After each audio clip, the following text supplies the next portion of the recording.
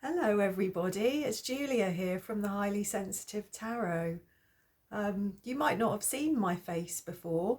I started off my channel a year ago recording onto my face, and over time found that quite difficult and quite stressful, and so started to point the camera at the table so that you could see the cards rather than me, which is what I've done up until this point. But today I wanted to do a video and talk to everybody, really just to say thank you to everybody that's supported me on this journey in this project over the last year, particularly my friend Anthony, who has just been a star, really. He has listened to so many hours of me talking about tarot and my tarot channel and all my worries. And I think, to be honest, he's listened to me more than anybody has at all. So I want to say a big thank you to Anthony. Also a big thank you to my mum and dad and to my son Dylan, because they've all supported me a great deal on this journey. And it really has been a journey. It's been frustrating and stressful at times, but it's also just been wonderful. It's brought so much meaning back to my life. So really, I just wanted today to share my experience of being on YouTube for a year, of having a YouTube channel for 1 year now. So yeah, I have got some notes in front of me, so you will see me looking at different places at different times, because I've got quite a lot I wanted to say, really. I'll try not to waffle on, but there's quite a bit that I wanted to say, really, about this experience over the last year. I just wanted to say that I started this tarot channel really a year ago because I'd reached a point in my life where everything had changed, really. I had left a relationship that wasn't working for me, a long-term relationship. I'd left my home. I'd retired from work. I was a mental health nurse and a homelessness support worker for many years. My son had left home. My health had deteriorated in certain ways. And really, I was at really quite a low and despairing place in my life, and I really needed to find something to bring some meaning back to my life. And to be honest, it's been a really slow couple of years, really. I've had a lot of therapy. There's been a big investment back in myself, really, and it's been much needed. And a big part of my recovery from my ill health, really, was to find something meaningful to do with my time again, and this channel is it. I honestly feel it's a culmination of many of the skills I've learned in life, really, with my mental health nursing. I also studied metaphysical sciences. I have a degree in metaphysical sciences, and the esoteric has been a big source of fascination for me for many years. So what do I want to tell you? So without further ado, really, both positive and negative things, I want to talk about and share with you what I have learned genuinely about myself, tarot, and YouTube over the last year. So, oh my God, what a steep learning curve, I think I want to say first. I think I'd thought rather naively when I started this that as I'd been reading tarot cards for many years, over 30 years actually, for my friends, for myself, a little bit professionally several years ago, but not a great deal really. And I really just thought that this would be easy. I think naively, I just thought that it would be fine. I don't think I really thought about all of the many aspects of recording yourself and talking to yourself, basically. But I think the thing that has challenged me the most, really, to be honest, has been the technology. I'm, I'm not very techno savvy. I'm not very comfortable in front of the camera. It's something that I've never really been exposed to in my life. And in fact, if I'm honest, I guess I've hidden away from the camera a lot in my life. I'm not feeling very comfortable sat here talking to the camera. But it's a learning curve, isn't it? It's something that you need to do, and perhaps develop a little bit of a thicker skin for. So I tried in so many ways over the last year to record my videos. I bought a camera, a really good camera, an expensive camera to be honest, but it didn't record for any longer than 15 minutes at a time, which was obviously no good for my channel. Then I used my phone, but the sound was poor. If I managed to get a good picture, the sound wouldn't be good enough. Either it seemed that you would have to see my face talking to you, or you have to see the table. I don't seem to be able to get a good picture with both me and the cards in and good sound. And that has been a source of great frustration really over the last year, because like I said, I'm just not very technical, and I've tried to look at these things, but I just end up disappearing down a rabbit hole really, and just getting frustrated and confused, and I just don't know what to do for the best really. So at the moment I'm recording using my phone, and I use an app called Open Camera, and that allows me to plug an external microphone into my phone, and that seems to be about the best that I can manage at the moment. I still have to have it either that you can see me, or you can see the table. So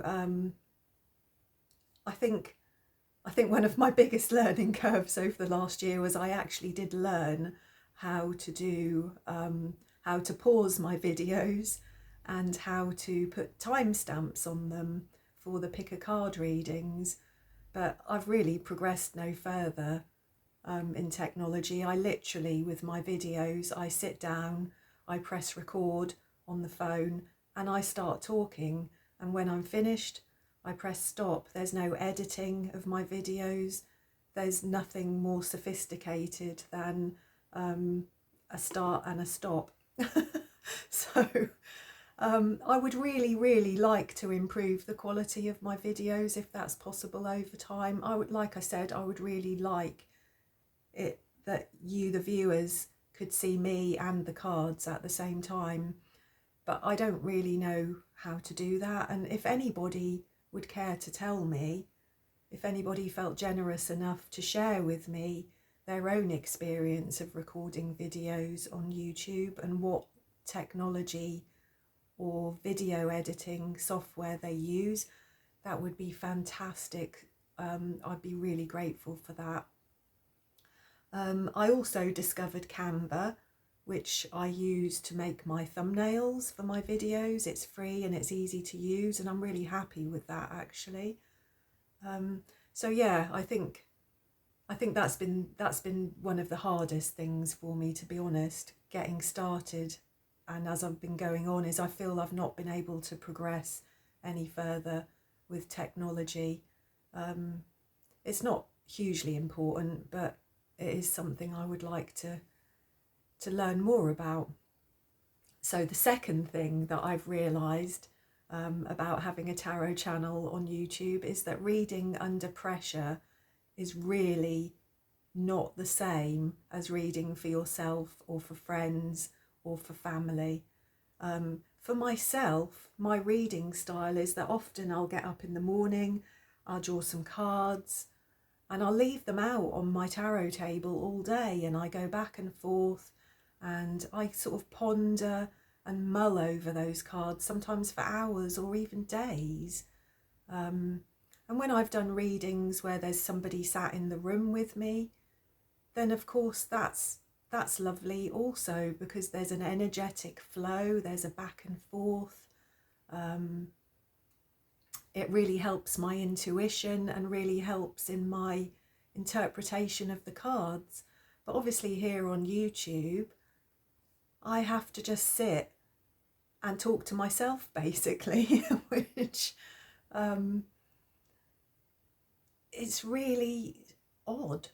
You know, even now after a year of doing it, I still find it's quite peculiar some days actually. I live alone, so some days I might not really see very many people, if anyone at all, and I sit and do these videos and I'm just talking to myself, aren't I, really? And I publish the video on YouTube, and sometimes I don't get any comments or any feedback. You know, people watch the video and they might give me a thumbs up, but I don't get too many comments, and so sometimes it kind of feels a little bit surreal. It's quite a strange experience. Like I said, I started to read with the camera on the table on the cards just because I feel very strongly that as a viewer I would like to look at the cards, and I wonder if my viewers like to see the shuffling and like to see the cards. But also I started to become quite self-conscious about how I looked, about whether my hair was washed, whether I had dark circles under my eyes. I have fibromyalgia, which is a chronic health condition, and sometimes I just don't look very well. Sometimes I don't feel very well. In fact, quite a lot of the time I don't feel very well. And I started to feel quite self-conscious that perhaps people could see that. It was a little bit of a crisis of confidence, I guess. But as I said, ideally I would like to have the camera on me, and so that you could see the cards at the same time. So we're working on that. But yeah, I think my point number 2 really was that reading by yourself in a room by yourself to a camera is quite a bizarre experience. So number 3 next is subscribers.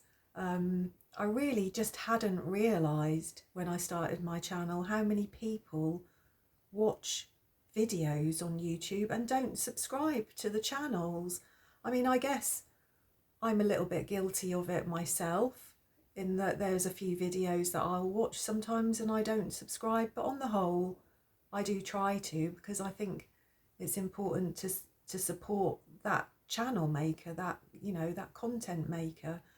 I don't tend to look at the analytics for my videos very often, because I think they would become a preoccupation in my head if I did.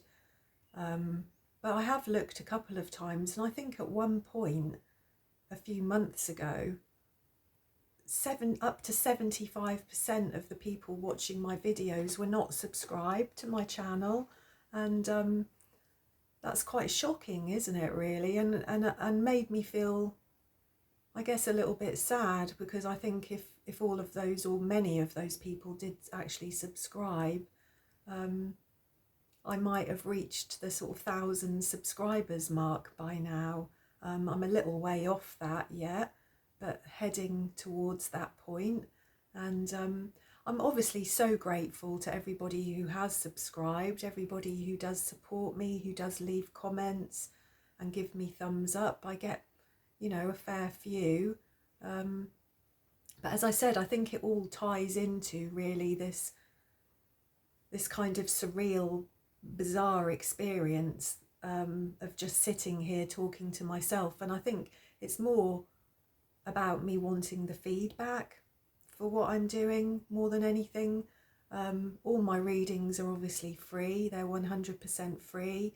I'm not monetized on YouTube at the moment, and to be honest, I'm not really that fussed about that. It's just, for me, it's more about having the feedback. You know, if people subscribe, or they give you a thumbs up, or they leave you a comment, it's generally some kind of reinforcement or validation of what I'm doing, and that's obviously a nice thing. So I think I've only had one kind of unpleasant comment in my whole year. One, I think, well, yeah, it was a nasty comment. It was to one of my videos that was quite difficult, quite sad. There was some very heavy, sort of despairing themes within that video, and somebody left me a comment saying that they hoped that these things happened to me, and I can't even remember what else they said. Actually, I deleted it, but it was quite a long message, and it was just generally quite unpleasant, and I was a little bit taken aback by that. But I think I kind of decided really that perhaps if my words, if the things I'd said had triggered that person, if it had hit a raw nerve, or made them think about something or feel something that they didn't want to do, well, sometimes people lash out, and I'm sorry about that, really. But yeah. What else have we got here? Point number 4. Okay, so next is my increasing addiction, and I am going to use that word addiction to buying tarot and oracle cards. When I started my channel a year ago, I had 2 decks of tarot cards and 3 decks of oracle cards, and I had had nearly all of those decks a long time and had been content with that, really. You know, I hadn't been reading cards every day and if anything, my obsession was with books. You know, as you can see behind you, I've got lots of bookshelves of books, and if ever there was anything that I would be sort of online a lot, looking at things, having wish lists, having lists of things that I wanted, it would be books. And I have to say, over the last year, that tarot and oracle cards have kind of crept in quite significantly, and I now have, I think, around 40 decks, mostly that I've bought for myself. Some have been bought by my friend Anthony. I think my son's bought me a deck. You know, that would be a very easy present to buy me these days, is a tarot or oracle deck. Most of my decks are mass market. Again, this is something that I was kind of naive about when I started my channel. I wasn't really particularly aware that there was independent decks, indie decks. I just assumed that you went on to an online shop or into a shop and you bought a deck of cards. And I had seen somebody, this is something that's a little bit embarrassing, I guess, really, is I had seen somebody using the Sasarabito tarot deck several months ago, and I really, really liked it. And I bought it online, and it wasn't cheap. I mean, I think it was around 40 quid, you know, £40, which is quite a lot of money for a tarot deck. And I just assumed it was an authentic deck. And when it came, I really happily got it out and did a little video to do a review and a first impressions of the deck. And somebody very quickly left me a comment saying that they thought I'd bought a knockoff deck, really. And I started to realise quite quickly that I had as well. It was an old edition. The cards were not the best quality, I suppose. Some of them weren't finished properly. They were a bit stuck together. And I think the website that I bought it from, they probably sell several decks like that. But anyway, I was really quite embarrassed about that, I guess. And as I said at the time, kind of naive, really, is that I didn't realise the difference between some of these decks and what these independent decks should cost and where you should buy them from. I think most of the decks I've reviewed and I've looked at are mass market decks. and there's still quite a few more that I would really like to add to my collection. But I have started to get my eye on a few independent decks.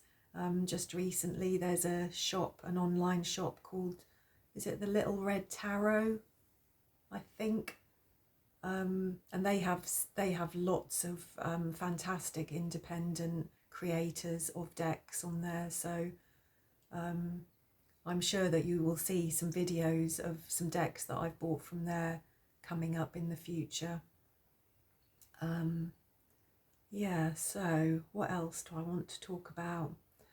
Number 5. So yes, the next thing is the tarot community here on YouTube, and what a community it is. I really, again, hadn't realised just how many people are on YouTube reading tarot cards. It's fantastic. I've already made friends with a lovely woman who lives in Scotland called Emma, and she has the Cosmic Cow Tarot. She started around the same time as me, I think a little over a year ago, and she's lovely, she's fantastic, she's worth a watch. Like I said, there's so many fantastic tarot readers on YouTube, many who are very charismatic and inspirational and gifted, and I'm really quite in awe of their abilities, many of them, every time I see them. But I've also started to notice that there are an awful lot of, I suppose, what I would consider to be unethical tarot readers, people who have sort of clickbait titles, you know, designed purely to get you to click on them, saying something sort of very dramatic and very shocking. Titles like he's going to get what's coming to him, or you will get your revenge, or will he come back to you? I've noticed these views get tons and tons, these videos get tons and tons of views, and the channels themselves seem to have a lot of subscribers, and I suppose I've been quite bewildered by that and really quite appalled at times, and sort of wondered to myself really why people would want to watch videos like that. But I guess people do like a bit of drama, don't they? And especially within the world of relationships and affairs of the heart, you know, that seems to be mainly where a lot of these clickbait titles come from. But I do find them honestly really quite unethical and quite unpleasant. Yeah, especially when there's so many genuinely good, talented, and authentic tarot readers on YouTube that are struggling to get the views or the exposure or the subscriptions. And I'm sure also, actually, I've even watched people reading cards who, you know, they'll do all the fancy shuffling, all the riffle shuffling, all the fancy shuffling that I'm rubbish at. And they'll start dishing out the cards and they'll hold them up to the camera and they're doing all this. And I think sometimes they're not even looking at the cards. I think that sometimes they're just making it up as they go along. I don't know. I'm not making any apologies for saying that. You know, that may well not go down well with people who might watch this video, but these are merely my opinions and my views. It's not meant to cause offence to anybody, but yeah, I have noticed these things really, and it's a big shame, I think, for YouTube really. It's a big shame for the rest of us that are very genuine and very heartfelt and very compassionate in what we do. So on a more positive note, I wanted to, and I think this is my last point, let me just look at my notes. What else have I learned? Yeah, no, it's not quite the end, but we're getting there.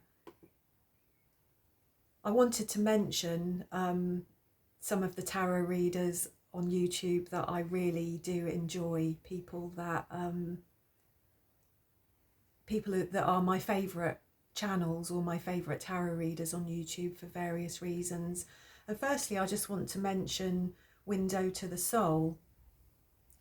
It's a lady called Gemma, and her channel is still on YouTube, but I know she hasn't posted any videos for several months. I think she had some personal issues she needed to deal with, but to be honest, Gemma is one of the tarot readers that really encouraged me to do this, to have this project. I was a Patreon of hers for a couple of years before starting my channel. She's astonishing.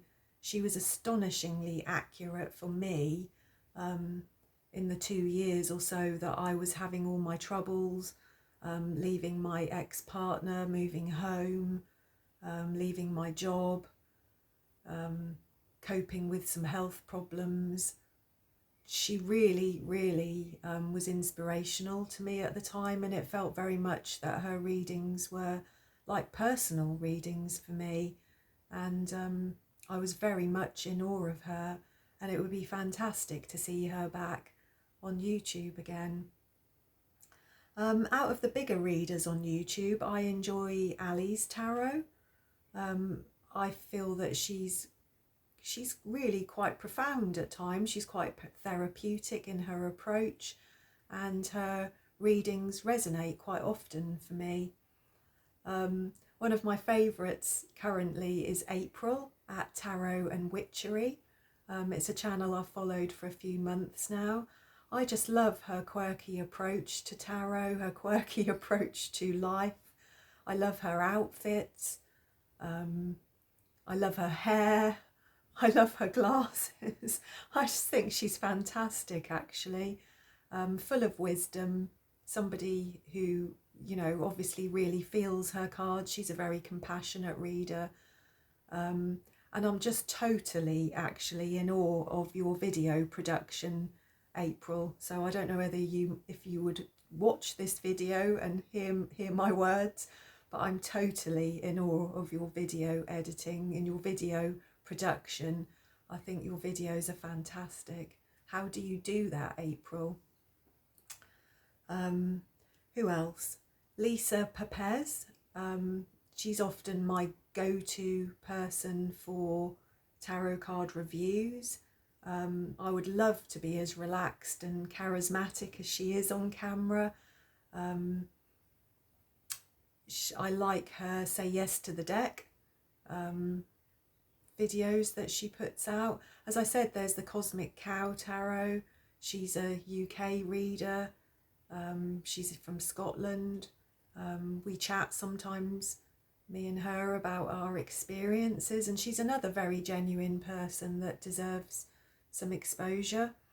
And I think lastly, the person that encouraged me to have a go at doing some pick a card readings is the White Feather Tarot, and I can't remember this lady's name, but she's beautifully calm and gentle in her approach.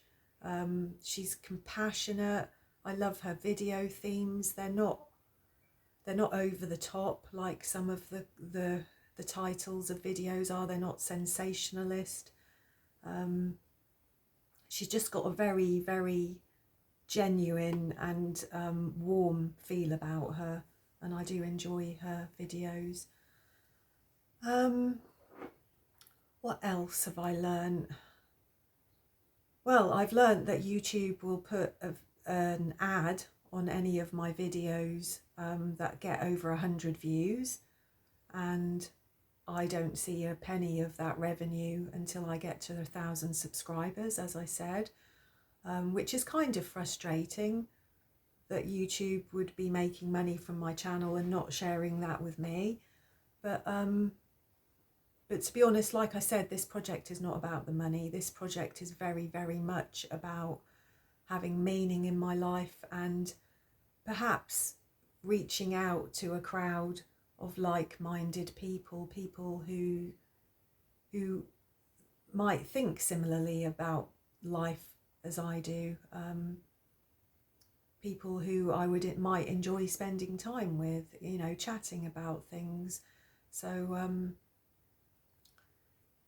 what else? I've struggled I guess with sort of considerable anxiety at times over the last year about what kind of videos to make. You know, most channel creators seem to make an astrology video every month. They do one for each of the star signs every month. And I have done a lot of that. And I obviously enjoy doing those. They're lovely. I can vary the themes of them. They're sometimes general readings, sometimes relationship readings, or I give them a theme. And I have really enjoyed doing some of those. I think my biggest views on a video was for one of my Virgo videos, for which I'm really very grateful. I'm a Virgo myself, so that was really nice. But I guess it feels like quite a lot of pressure to get 12 astrology videos out every month, plus do the other things that I enjoy, which are things like tarot reviews. I've started a Learn Tarot series, which I really enjoy, but that takes a little bit of time to do.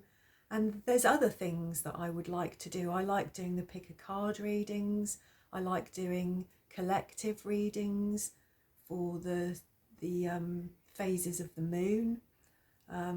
There's all kinds of things I like to do, but as I have fibromyalgia and some other health problems, I have to really pace myself, and I often don't have the energy to get all 12 videos out in a good amount of time, plus do all the other things that I want to do. So if you followed my channel for a while, you'll see that I haven't been quite as good and I haven't been quite as regular at getting astrology videos out as I was at the beginning, but really this is why. And again, I'm not sure what to do about that going forward. Partly I would quite like to just read for Virgo. I'd like to carry on my Learn Tarot series, do other sort of special collective type readings, and read for Virgo quite a lot, more than I do, because Virgo resonates so strongly for me. I have Virgo as my I have Virgo in 6 places in my chart. So I also have Scorpio rising sign, so it's quite a mixture really. But yeah, I would really like to read more for Virgo, but I'm concerned, I suppose, that if I do, I'll be letting down all the other star signs of people that perhaps have subscribed to me. So I'm not really sure what I'm going to do about that. And really my ability to set boundaries with myself about what I do and don't do has been a really important part of my recovery from my ill health. So so on the whole, this last year has been rewarding and empowering, and I'm feeling much more comfortable in my reading style. I've got so many ideas floating around my head that I want to explore and learn, and I really hope I have the energy to do so. I've always had a growth mindset and pushed myself onwards and upwards, and I'm sure I will continue. This journey of tarot has taught me so much about myself and what I'm capable of, actually, even with my health challenges, and so for that I'm grateful. So yeah, I think that's about it. I think that's all I want to say. It's been half an hour of me drivelling on to you all, so I'm sure that that is enough. So more than anything, I just wanted to share my experience with you all. There may be some beginner channel people out there, people who are just setting up their channels, and there may be something in this video that might be helpful for you. But I also just wanted to share my thoughts and feelings with the tarot community in general, really. It would be fantastic, please, if anybody would like to leave me any comments about this video and share their own experiences with me. Tell me what they found positive or negative about their experience on YouTube with their channel. And if anybody wanted to point me in the right direction of the right technology to use, whether they use a camera or a phone, whether they use video editing software, a laptop, microphones. Any advice I would be really, really, really grateful for. So once again, thanks so much to everybody who has supported me and been part of this journey with me. And I hope to be back very soon with some more tarot readings for you. Thank you.